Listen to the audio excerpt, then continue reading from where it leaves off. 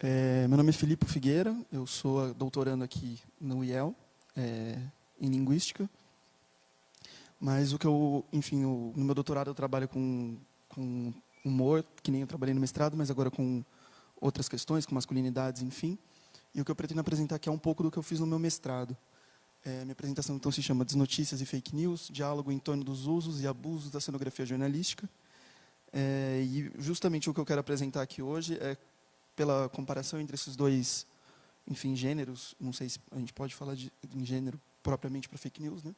Mas dessas duas modalidades discursivas, como elas se aproximam e elas usam o mesmo recurso jornalístico para se legitimar e se, enfim, circular. Então, um passo atrás, voltando para esse que seria um desdobramento do meu mestrado. Meu mestrado foi intitulado Três Faces das Notícias, Paródia, Jornalismo e Política nas publicações do DPU e Herald, que é o portal que eu estudei. Agora sim, eu estou falando no microfone. Em que eu tentei entender como é que esses três elementos, a paródia, o jornalismo e a política, se articulavam. Mas, mais propriamente para minha fala aqui, me interessa que o fundamento da paródia, da desnotícia, eu já mostro rapidinho o que é o emprego cenográfico da estrutura jornalística. Enfim, a cenografia é um conceito do Menguenot, que ele diz que toda enunciação ela se divide em pelo menos duas partes, que seria o quadro cênico, que seria a referência do tipo de texto, o tipo de discurso e os interlocutores, e a cenografia, que é, de fato, como é que aquele texto se articula enunciativamente para, enfim, ele chama de enlaçamento paradoxal, para, de fato, se legitimar enquanto texto, para que ele conquiste o enunciador e para que ele seja visto como um texto legítimo, um enunciado legítimo para circular. E o que eu entendi é que justamente a paródia da desnotícia, em relação à notícia, era empregar essa estrutura da notícia, subvertendo ela cenograficamente. Só que durante todo o meu trabalho, inclusive quando eu falava com as pessoas sobre o que eu estudava, primeiro eu tinha que explicar o que era desnotícia, o que eu vou fazer também já, era que as pessoas falavam, nossa, que interessante isso, porque realmente tem muito a ver com o contemporâneo e tal. Sempre me traziam a questão das fake news, por mais que eu não tenha, de fato, trabalhado com elas. Uma coisa curiosa é que, nos Estados Unidos, o nome, hoje em dia, da desnotícia é satirical news, mas, antigamente, antes do fenômeno, se chamava fake news. Então, esse nome foi ressignificado para ser algo mais da moralidade, enfim, da falsidade, enfim, e antes era algo mais voltado para o campo do humor. E essa foi uma inquietação que eu me coloquei também durante todo o meu trabalho. Tudo isso que eu estou refletindo, estava refletindo sobre o humor e sobre a desnotícia, o quanto que eu posso fazer uma relação com as fake news, né? Se a gente for pegar desses dois textos, o do Sensacionalista, que é um site, enfim, bastante famoso de desnotícias, esses dois textos, então, o do Sensacionalista sendo uma desnotícia e outro fake news, eles se parecem muito, mas que se diferenciam em um ponto muito crucial, que é o propósito ético, ou, enfim, a postura relativa na sociedade. Então, o primeiro, a gente tem cientistas que dizem que já nasceu o primeiro humano que verá autocrítica do PT, e o segundo, Jean Willis confirma o convite de Haddad para ser ministro da Educação e eventual governo do petista. E, enfim, segue. Os dois têm uma estrutura já de cara que a gente consegue perceber que se parece com um discurso jornalístico.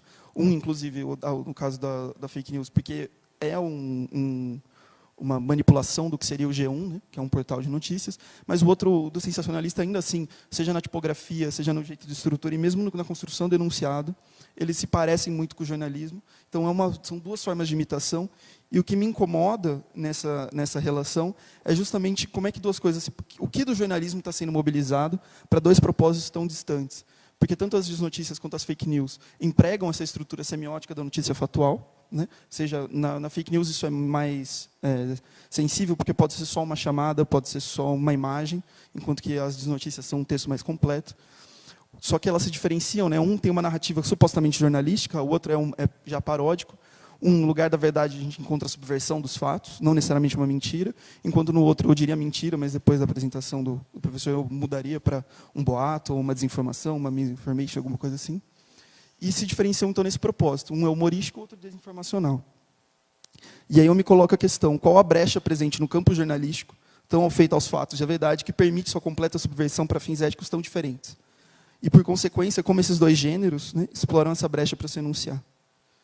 Para isso, e isso aqui é, de fato, o que eu trabalhei no meu mestrado, existe, e a minha hipótese, enfim, o que eu defendo, é que o que permite esses dois enunciados já está dentro do próprio funcionamento do jornalismo, principalmente em como ele rege a sua relação com a objetividade e com a linguagem. Isso fica claro se a gente voltar para esse texto do Shalaby, que chama Invenção do Jornalismo, em que ele vai mostrar que o discurso jornalístico propriamente dito, ele se funda pela separação com o engajamento político. Ele defende que antes não existia jornalismo, existia uma forma diferente de fazer uma panfletagem política, que ele chama de discurso publicista, em que era feito, por um lado, pelo proletariado e pela burguesia, numa leitura marxista, e que ele fala que o jornalismo ele se torna, de fato, jornalismo, como, enfim, esse mecanismo que a gente conhece hoje, no fim do século XVIII, pela mudança, enfim, econômica que acontece na Inglaterra e na França, os países que ele estudou. A gente teria que, obviamente, fazer algumas concessões para isso, para esse funcionamento no Brasil, mas, enfim, em que o jornalismo teve que se tornar mais, não necessariamente mais uma questão panfletária, mas econômica de mercadoria. A notícia deixou de ser, então, um convencimento e divulgação política, de mobilização de classe, para se tornar, de fato, uma mercadoria e passar a ter, então, que circular em ambientes mais amplos. Então, ele fala que a forma que o jornalismo, para se instituir, encontrou, justamente de se afastar do discurso político e dar mais valor para a sua mercadoria, que era a notícia, foi a fundação da objetividade. Ali, aquela marcação, não vai dar tempo de eu falar isso, mas seria um sema, e essa é uma outra hipótese que eu trabalho no meu mestrado, de que o jornalismo, enquanto campo discursivo, ele exige um sema dos seus discursos, um traço semântico básico, que é o da objetividade. Então, esse movimento duplo do jornalismo, quando ele se funda, de tanto tratar a notícia como mercadoria, como enfim, a partir da objetividade, garantir o valor dessa notícia, dessa mercadoria, para mim é o que abre a brecha para as enunciações, enfim, para as imitações subversivas ou para as imitações falsas das notícias. E por quê? Porque essa relação com a objetividade fez com que o campo do jornalismo e o campo da informação, isso é a Ringu, que é uma analista do discurso francesa falando, se misturassem. O jornalismo é quase como se considerado socialmente, o papel social dele, como o campo da informação. Só é uma informação válida aquela que é veiculada pelo jornalismo. E a mesma coisa acontece, por outro lado, também nós temos a impressão, supostamente, de que a informação seria o único interesse do jornalismo. Então, se apaga pela objetividade aquilo que estava no fundamento do jornalismo, que era a notícia como mercadoria. Então, o interesse econômico enfim, apagado para o público em geral, e nós vemos uma correlação direta entre aquilo que é informação e jornalismo, como se eles fossem respectivos um ao outro e apenas girassem em torno desses dois eixos, que é aquilo que, enfim, depois o Bourdieu vai desenvolver como uma informação legítima, né? Só é informação legítima por conta disso, em função disso, aquilo que o jornalismo veicula. Biroli e Miguel, que são dois...